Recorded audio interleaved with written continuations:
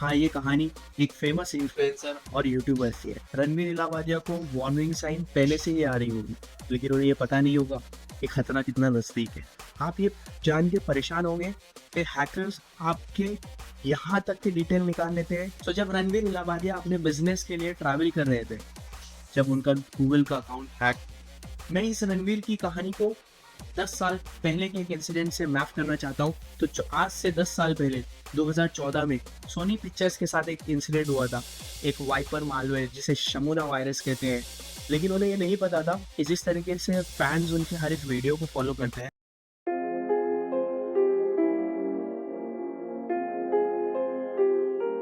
Imagine करो, एक सुबह आप उठते हो और आप ये देखते हो कि आपकी सालों की मेहनत, हार्ड वर्किंग और कनेक्शन सारा ही पलक झपकते गायब हो गया एक साइबर अटैक के चलते हैं। हाँ, ये कहानी एक फेमस इन्फ्लुएंसर और यूट्यूबर की है जिनका नाम रणवीर इलाहाबादिया है। इस महीने के 25 सितंबर सुबह 11:10 पे जब उनका गूगल का अकाउंट हैक हो गया और उनकी सारी ही लाइवलीहुड अटैकर्स ने खतरे में डाल दी। आज हम उनकी ही कहानी को अनरिवन करेंगे और ये समझने की कोशिश करेंगे कि आप खुद को इस तरीके के साइबर अटैक से कैसे बचा सकते हैं। चलिए एक स्टेप पीछे चलते हैं और इसको समझने की कोशिश करते हैं। रणवीर इलाहाबादिया एक passionate content creator and YouTuber है, इन्फ्लुएंसर है। यूट्यूब पर पॉडकास्ट के जरिए एक अपनी अलग ही नाम और पहचान बनाई है। शायद ही कोई ऐसा होगा जो इन्हें नहीं जानता हो, लेकिन उन्हें ये नहीं पता था कि जिस तरीके से फैंस उनके हर एक वीडियो को फॉलो करते हैं, हैकर्स भी इनको शैडो कर रहे हैं और इनकी हर एक छोटी और बड़ी इंफॉर्मेशंस को गैदर कर रहे हैं और इनको हैक करने का प्लान कर रहे हैं। आज के इस डिजिटल दुनिया में थ्रेड काफ़ी ही डाइवर्स हो चुके हैं। फिशिंग ईमेल जो एक लेजिटिमेट ईमेल जैसा लगता है, विशिंग फ़ोन कॉल्स जो आपकी पर्सनल इंफॉर्मेशन को निकाल सकता है, बिजनेस ईमेल कॉम्प्रोमाइज़ एक ऐसा ईमेल होता है जो आपको बड़े ही फाइनेंशियल लॉस में डाल सकता है। रणवीर इलाहाबादिया को वार्निंग साइन पहले से ही आ रही होगी, लेकिन उन्हें ये पता नहीं होगा कि खतरा कितना नज़दीक है। चलो इसके पहले ये समझते हैं कि हैकर्स किस तरीके से काम करते हैं। हैकर्स एक बहुत ही सुलझे हुए और पेशेंस वाले लोग होते हैं जो सालों और महीनों आपके ऊपर मेहनत करते हैं, आपकी हर एक एक्टिविटीज़ को मॉनिटर करते हैं। चलिए हैकिंग के फेजेस को समझते हैं जो हैकर्स यूज़ करते हैं, जिसके ज़रिए वो आपको हैक और आपकी डिजिटल एसेट्स पे अटैक करते हैं। हैकिंग के 7 फेजेस होता है। सबसे पहला फेज होता है रिकनेसेंस। रिकनेसेंस को हम लोग इस तरीके से समझ सकते हैं, information gathering space. Information gathering stage पे ये आपके हर एक डिजिटल प्लेटफॉर्म, आपके सोशल मीडिया अकाउंट्स, आपके एम्प्लॉयज़ और आपके हर एक डिजिटल प्रेजेंस के ज़रिए आपके डेटा को गैदर करते हैं। हम लोग इस तरीके से समझ सकते हैं कि सोशल इंजीनियरिंग के थ्रू वो आपके बंदों को, आपके एम्प्लॉयज़ को कॉल करते हैं, उनकी पर्सनल इन्फॉर्मेशन निकालते हैं। फिशिंग ईमेल के ज़रिए आपको मलिशियस लिंक भेजते हैं। मलिशियस लिंक के थ्रू आपका एड्रेस, आपकी लोकेशन, आपके फ़ोन नंबर, ये सारी डिटेल्स ये कलेक्ट करते हैं। तो रिकनेसेंस फेज में ये सारी इन्फॉर्मेशन को गैदर करते हैं, इसको डॉक्यूमेंट करते हैं। आप ये जान के परेशान होंगे कि हैकर्स आपके यहाँ तक की डिटेल निकाल लेते हैं कि आपके कितने एम्प्लॉयज़ हैं, उनकी क्या सैलरी है, उनका क्या जॉब रोल है, उनकी लोकेशन क्या है, उनके पेरेंट्स क्या करते हैं, उनके कितने बच्चे हैं, इवन उनका इंटरेस्ट क्या है, सोशल मीडिया पे वो क्या चीज़ें देखते हैं, उनका सोशल मीडिया के कौन कौन से प्लेटफॉर्म पे कितना प्रेजेंस है। सेकेंड फेज़ आता है स्कैनिंग। स्कैनिंग में जो डेटा उन लोगों ने रिकनेसेंस फेज में इंफॉर्मेशन गैदरिंग स्टेज पर निकाला था, उन डेटा पे वो लोग काम करना स्टार्ट करते हैं। उस डेटा पे इस तरीके से काम करना स्टार्ट करते हैं कि जैसे फॉर एग्जांपल रिकनेसेंस फेज में उन्हें आपकी कंपनी का पब्लिक आईपी मिले। तो अब बहुत सारे हैकिंग के टूल्स ऐसे अवेलेबल है जिसकी हेल्प से वो लोग आपके पब्लिक आईपीज़ को स्कैन करते हैं। ये चेक करते हैं कि आपके पास कोई सिक्योरिटी फायरवॉल या सिक्योरिटी सॉल्यूशंस है या नहीं है, और महीनों की मेहनत के बाद वो लोग आपके सिक्योरिटी शील्ड को ओवरकम करके, जंप करके आपके इन्वायरमेंट के अंदर आ जाते हैं। देन आपको ये जानकर हैरानी होगी कि वो इस लेवल पे आपके इन्वायरमेंट को स्कैन करते हैं कि जहाँ पे उनके पास सारे ही सिस्टम्स, आपके इन्वायरमेंट में कितने NAS हैं, NAS बॉक्सेस है, कितने यूज़र्स है, कौन सा लैपटॉप है, कौन कौन से वर्जन के लैपटॉप्स है, सारे ही चीज़ें वो स्कैन करके डेटा को गैदर कर लेते हैं। फिर थर्ड स्टेज शुरू होता है जिन्हें हम कहते हैं gaining access. Gaining access as in for example आप समझ सकते हैं, पहले स्टेज में उन्होंने सोशल इंजीनियरिंग के थ्रू इंफॉर्मेशन गैदर की। सेकंड स्टेज में उन लोगों ने आपके नेटवर्क को स्कैन किया, लैटरल मूवमेंट्स किया आपके एनवायरनमेंट। थर्ड स्टेज में वो लोग आपके सिस्टम से एक्सेस को गेन करते हैं। ये कैसे करते हैं? वो लोग बेसिकली आपके सिस्टम के अंदर कितनी वर्नेबिलिटीज़ है, आपका विंडोज़ अगर वर्नेबल है, आप पायरेटेड विंडोज़ यूज़ कर रहे हैं, आपके ब्राउज़र के अंदर अपडेट्स आया है वो अपडेट नहीं है, तो उसकी वर्नेबिलिटीज़ को फाइंड आउट करके सारे सिस्टम्स के एक्सेस निकालते हैं। अगर आपके सिस्टम, आपके एनवायरनमेंट में एक्टिव डायरेक्टरी है जहाँ सारे यूज़र्स की डिटेल होती है, उनका आईपी एड्रेस, उनके होस्ट नेम, वहाँ से वो सारी डिटेल्स निकालते हैं। और हैकर्स, मैंने बताया जिस तरीके से हैकर और हैकिंग एक पेशेंस वाला गेम है, तो वो लोग ये सारी इन्फॉर्मेशन पहले कलेक्ट करके आपका एक रिकॉर्ड बनाते हैं और एक ख़ास मूवमेंट का इंतज़ार करते। फिर आता है चौथा स्टेप, चौथा फेज़, जिसे हम लोग कहते हैं एस्केलेशन ऑफ प्रिविलेज। जिस तरीके से पहले 3 स्टेप में वो आपके सिस्टम तक घुस गए, उनको आपके सिस्टम की इंफॉर्मेशन है, आपके गूगल के पासवर्ड्स है, अब वो लोग इस पर्टिकुलर स्टेज में एक्सेस को गेन करना के बाद प्रिविलेज को एस्केलेट करते हैं। यानी एक नॉर्मल यूज़र्स है, ये नॉर्मल यूज़र है जिसके सिस्टम को उन्होंने हैक कर लिया है, अब उस सिस्टम से उसके एक्सेस को रूट एक्सेस तक के कैसे लेकर जाएगा। एक बार रूट एक्सेस वो लोग गेन कर लेते हैं, और ये बहुत ही पेशेंस का गेम है, बट बहुत मुश्किल नहीं है। अगर मैं आपके एज अ अटैकर सिस्टम तक घुस जाता हूँ तो मुझे आपके प्रिविलेज को एस्केलेट करने में बहुत ज़्यादा दिक्कत नहीं आती है। एक नॉर्मल यूज़र जिसका सिर्फ नॉर्मल यूज़र वाला रोल था, एक एडमिन लेवल तक के ले जाते हैं। एक एडमिन लेवल के एस्केलेशन पाने के बाद 5वां स्टेज शुरू होता है, जैसे हम लोग कहते हैं मेंटेनिंग एक्सेस। मेंटेनिंग एक्सेस यानी अब हैकर्स ने पहले 4 फेजेस में आपके सिस्टम को, आपके इन्वायरमेंट को हैक कर लिया। अब वो आपके इन्वायरमेंट में आ चुके हैं, उन्हें एक्सेस भी मिल गया है और एक्सेस को मेंटेन भी कर लिया है। अब वो वेट करते हैं एक बहुत ही क्रिटिकल वक्त के लिए, वो आपकी हर एक एक्टिविटीज़ को मॉनिटर करते हैं। जिस तरीके से रणवीर के केस में हुआ, मैं आगे आपको बताऊंगा कि जब उन पर अटैक हुआ वो ट्रैवल कर रहे थे और उसी टाइम पे उन लोगों ने इस अटैक को एग्जीक्यूट किया।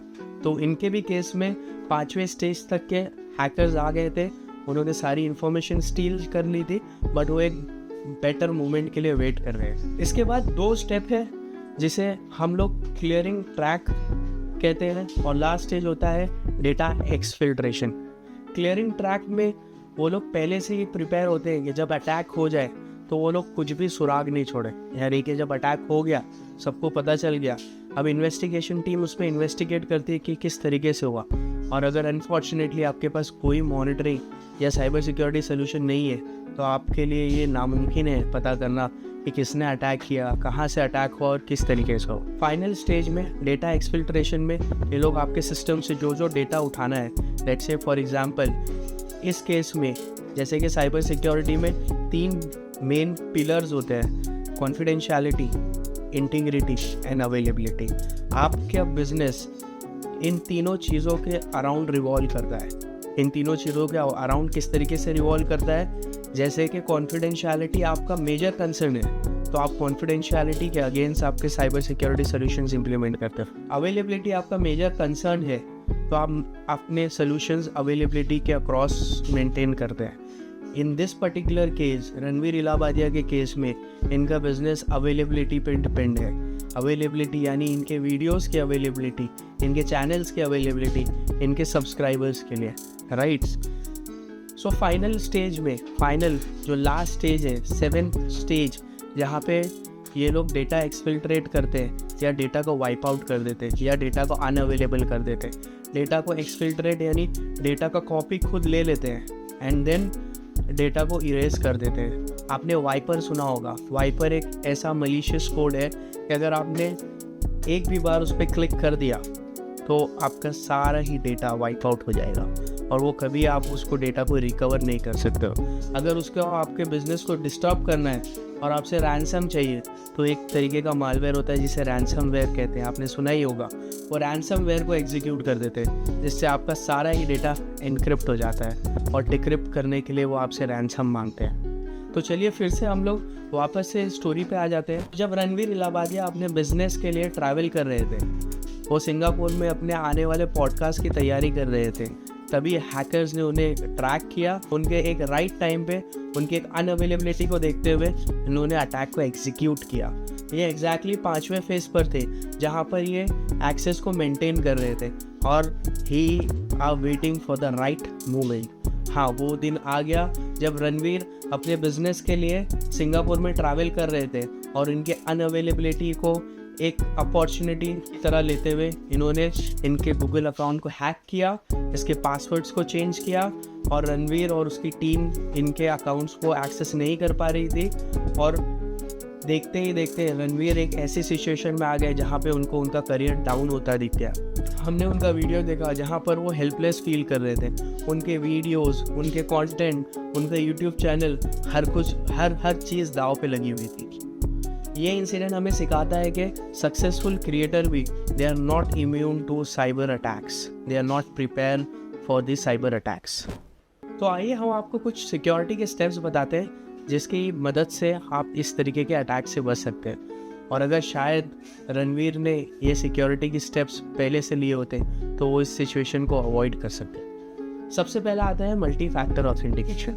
2 factor authentication is not enough security measure as of now in this diverse situation or in a digital world where we are right now. In 2 factor authentication 2 चीज़ें होती है, एक होता है आपका पासवर्ड, एक होता है OTP। ये दोनों को बहुत आसानी से हैक किया जा सकता है। हम लोगों को ऐसा लगता है कि OTP बहुत ही कॉन्फिडेंशियल होता है जो हमारे मोबाइल पे आता है, लेकिन there are multiple ways by which you can have the victims OTP। Okay, आपने ड्यूअल नोटिफिकेशन एप्लीकेशन सुनी होगी। तो जिस तरीके से हम लोग ने 5 फेजेस डिस्कस किए, तो पहले फेजेस में जब रिकनेसेंस के अंदर आपकी इंफॉर्मेशन गैदर करते हैं, सेकेंड फेज में आपसे सोशल इंजीनियरिंग करते हैं, तो तभी वो आपके मोबाइल्स में और मोबाइल डिवाइसेस में जहाँ OTP आती है वो ड्यूअल नोटिफिकेशन एप्लीकेशन इंस्टॉल करते हैं। तो 2 factor authentication is not enough. You need to have multi-factor authentication. Your password, OTP, PIN, or any other hardware token, so by which you can protect your accounts. Second आता है strong password.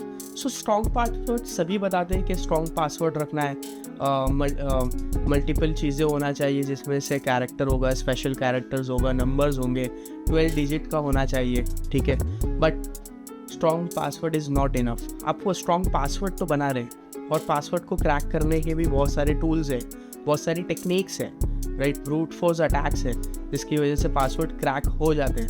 Although 12 character का password attack करना बहुत difficult है, but impossible नहीं है, right. So strong password रखना है, और उस स्ट्रॉन्ग पासवर्ड को स्टोर करने के लिए हमें पासवर्ड मैनेजर टूल्स यूज़ करना है। पासवर्ड मैनेजर टूल्स ऐसे टूल्स होते हैं जो आपके सिस्टम पे आपके पासवर्ड को एक हैश करके सेव करके रखते हैं। यानी अटैकर आपके अटैकिंग के फेज में से जहाँ पर वो आपके क्रेडेंशियल्स को स्टील करते हैं, अगर वहाँ तक भी पहुँच गए लेकिन पासवर्ड मैनेजर सोल्यूशन आपके पास है, तो उनके लिए वो पासवर्ड यूज़लेस होते हैं, बिकॉज पासवर्ड को एक हैश करके एक एल्गोरिथम के थ्रू सिस्टम में सेव किया जाता है। थर्ड है बिजनेस कॉन्टिन्यूटी प्लानिंग। BCP के बारे में आपने सुना होगा, ये साइबर सिक्योरिटी का ही टर्म नहीं है। ये BCP और भी दूसरी चीज़ें फाइनेंशियल एस्पेक्ट्स में भी होती है कि जिसे बिजनेस कॉन्टिन्यूटी प्लानिंग कहा जाता है। बिजनेस कॉन्टिन्यूटी प्लानिंग एक पूरे ख्वाब की तैयारी है, यानी आप खुद को प्रिपेयर कर रहे हो, जब एक अटैक होगा या एक डिज़ास्टर सिचुएशन होगी तो आप किस तरीके से रिएक्ट करोगे, right. So business continuity planning हर एक चीज़ की छोटी मोटी बारीकियाँ, वो सारी चीज़ें एक डॉक्यूमेंट में नोट की जाती है, और उस डॉक्यूमेंट को सेव करके रखा जाता है, और सारे ये एनालिसिस के बाद एक डॉक्यूमेंट बनता है, और उस डॉक्यूमेंट की हेल्प से हम सोल्यूशंस इम्प्लीमेंट करते हैं ठीक है, कि साइबर सिक्योरिटी के थ्रेट से बचने के लिए हम लोगों को क्या क्या सोल्यूशंस इम्प्लीमेंट करना चाहिए। तो BCP एक प्लान होता है जो हम लोग एक पूरे ख्वाब की तैयारी करते हैं, ठीक है। जिस तरीके से हम लोगों ने पहले भी डिस्कस किया कि साइबर सिक्योरिटी के 3 मेन पिलर्स होते हैं, कॉन्फिडेंशियलिटी, अवेलेबिलिटी एंड इंटीग्रिटी। तो अवेलेबिलिटी इस पर्टिकुलर केस में बहुत ही मेजर कंसर्न। अवेलेबिलिटी के ऊपर अगर आपके बिजनेस अवेलेबिलिटी पे डिपेंडेंट है, आपको अवेलेबिलिटी के लिए जो चौथी टेक्निक है, चौथा स्टेप है, which is backup. In cyber security backup बहुत ही इम्पोर्टेंट महत्व रखता है, जिसमें हम लोग एक टेक्निक बताते हैं अपने कस्टमर को जो है 3-2-1। 3-2-1 as in 3 copy of your data. In this particular case उनके जो कंटेंट है उनकी 3 कॉपीज होने चाहिए। 2 एज इन 2 अलग मीडिया पे होना चाहिए। जैसे अगर आप एक सर्वर पे रख रहे हो एक कॉपी अपने NAS पे रखिए, एक कॉपी क्लाउड पे रखिए। एटलीस्ट 2 डिफरेंट मीडिया होना चाहिए। And third one which is one off site copy. पहले 2, 3 और 2 टेक्निक्स है, आप साइबर के किसी थ्रेट से बच सकते हैं। लाइक रैंसमवेयर अटैक हो गया तो आप अपना डेटा रिट्रीव कर सकते हैं, या फिर किसी ने आपका डेटा वाइप कर दिया with the help of wiper malware, तो आप अपने डेटा को रिकवर कर सकते हैं। But the last one which is one off site copy which will make you insure like natural calamities, natural disaster, कहीं ऑफिस में फायर हो गया, ठीक है, फायर का इंसिडेंट हो गया, अर्थक्वेक का इंसिडेंट हो गया, तो आपके पास एक ऑफ साइट कॉपी है जो एक अलग जोग्राफिकल लोकेशन पे है, वहाँ से आप उसको कलेक्ट करके आपकी जो भी फाइल्स है अवेलेबल डेटा है उसको आप अवेलेबल कर सकते हैं। Last but not least, regular audit and regular check of your security solution or the backup solution which you have implemented. Regular audit as in आप बार बार उसको चेक करेंगे। जैसे फॉर एग्जांपल आप बैकअप ले रहे हैं तो बैकअप को आप रिट्रीव करके बार बार देखेंगे जो बैकअप हम लोग ले रहे हैं वो बैकअप एक्चुअल में जब डिज़ास्टर होगा तो वो रिट्रीव होता है कि नहीं होता है, कितना टाइम लेता है। तो ये रेगुलर ऑडिट आपके सोल्यूशंस पे, आपकी टेक्निक्स पे कंटिन्यूसली होना ज़रूरी है। रेगुलर ऑडिट और रेगुलर चेक का ही एक पार्ट है disaster recovery. Okay, disaster recovery एक ऐसी सिचुएशन है जिस बुरे ख्वाब की आप तैयारी कर रहे थे बिजनेस कॉन्टिन्यूटी प्लानिंग में, नाउ वो बुरा ख्वाब सच हो गया है। तो बिजनेस कॉन्टिन्यूटी प्लानिंग में हमने जो डॉक्यूमेंट बनाया था step by step, like for example अगर कोई डिज़ास्टर हो जाता है तो हमें क्या step by step procedures follow करने हैं, एक एक चीज़ को हम लोग उस डॉक्यूमेंट में देख के फॉलो करते हैं। जिस तरीके से फायर ड्रिल होती है कि अगर कभी आगे चल के कोई फायर इंसिडेंट हो जाता है तो सबसे पहले किसको कॉल किया जाए, सबसे पहले क्या स्टेप लिया जाए, राइट। सो ये सारी चीज़ें BCP में जो डॉक्यूमेंट होती है वो डिज़ास्टर रिकवरी के टाइम पे, वो बुरे ख्वाब के वक्त जो ट्रू हो गया है उस वक्त आप उस सारे ही डॉक्यूमेंट को स्टेप बाय स्टेप फॉलो करोगे। और ये प्लान मदद करता है आपको जल्द से जल्द आपके बिजनेस को खड़ा करने के लिए। शायद रणवीर ने ये प्लान और उनकी टीम ने पहले ही इस प्लान के लिए तैयारी की थी, इसलिए वो इतनी जल्दी एक दिन के अंदर अपनी सर्विसेज को, अपने वीडियोस को, अपने चैनल्स को रिकवर कर पाए और अपने सब्सक्राइबर्स के लिए रेडी अवेलेबल कंटेंट वापस से दे पाए। मैं इस रणवीर की कहानी को 10 साल पहले के एक इंसिडेंट से मैप करना चाहता हूँ ताकि आप समझ सकें कि 10 साल पहले भी अटैकर्स कितने स्मार्ट थे, कितनी मेहनत कर रहे थे, और आज हम 10 साल बाद भी उस साइबर के अटैक्स के लिए, वो साइबर के इंसिडेंट के लिए रेडी है या नहीं है, ये एक क्वेश्चन है। तो आज से 10 साल पहले 2014 में सोनी पिक्चर्स के साथ एक इंसिडेंट हुआ था। इसकी डिटेल आपको यूट्यूब पे पूरी मिल जाएगी, इनमें थोड़ी सी डिटेल देता हूँ। अटैकर्स ने सोनी पिक्चर्स के ऊपर अटैक किया और उनकी सारी कॉन्फिडेंशियल इन्फॉर्मेशन, उनके एम्प्लॉयज़ का डेटा, उनके एम्प्लॉयज़ की सैलरीज, उनके एम्प्लॉयज़ के अदर पर्सनल आइडेंटिफाइबल इन्फॉर्मेशन सारी उन लोगों ने डार्क वेब पे और ओपन इंटरनेट पे शेयर कर दी थी। और अल्टीमेटली उनके अनरिवील मूवीज़, उनके आगे के प्लान्स, सारे ये सब कुछ और सारे ये वीडियो कंटेंट एक वाइपर मालवेयर जिसे शमुना वायरस कहते हैं, उसके शमुना वाइपर की हेल्प से उन लोगों ने सारा वाइप आउट कर दिया था। तो ये स्टोरी 2014 की है, आज से 10 साल पहले जब ये इंसिडेंट हो सकता है। तो आज हम इस डिजिटल दौर में इतने डिजिटल हो गए हैं, आप सोचिए कि अटैकर कितने स्मार्ट और इंटेलिजेंट हो चुके हैं, और हमें उनसे बचने के लिए, उसको टैकल करने के लिए, उस अटैक को अवॉइड करने के लिए कितना साइबर सिक्योरिटी के लिए हमें सोचना है, इन्वेस्टमेंट करना है और सॉल्यूशंस को इम्प्लीमेंट करना है। फिर से एक बार मैं आपको ये कहता हूँ कि रणवीर का ये साइबर इंसिडेंट हमारे लिए एक मिसाल है, हमारे लिए एक लेसन देता है कि हमें साइबर के लिए प्रिपेयर होना है, साइबर सिक्योरिटी सॉल्यूशंस के बारे में सोचना है और अपनी साइबर सिक्योरिटी जर्नी को स्टार्ट करना है। मैं उम्मीद करता हूँ कि आपको ये हमारा कंटेंट पसंद आया होगा, हमारी ये स्टोरी पसंद आई होगी। हमने ये सारी चीज़ें बहुत रिसर्च करके, एक एक चीज़ों को समझ के इस इंसिडेंट में क्या हुआ होगा अपने अजम्पशन पे बनाया है। पर ये हम कोशिश करते हैं आपके लिए एक लेसन लर्न हो और आप साइबर सिक्योरिटी की अपनी जर्नी स्टार्ट करें और इस तरीके के अटैक और इस तरीके की इंसिडेंट से अपने आप को प्रोटेक्ट करें, ताकि आपका बिजनेस, आपका पूरा फोकस आपके बिजनेस पे हो, ना कि इस तरीके की इंसिडेंट्स की वजह से वो डिस्टर्ब हो जाए। So thank you for watching this video. Bye.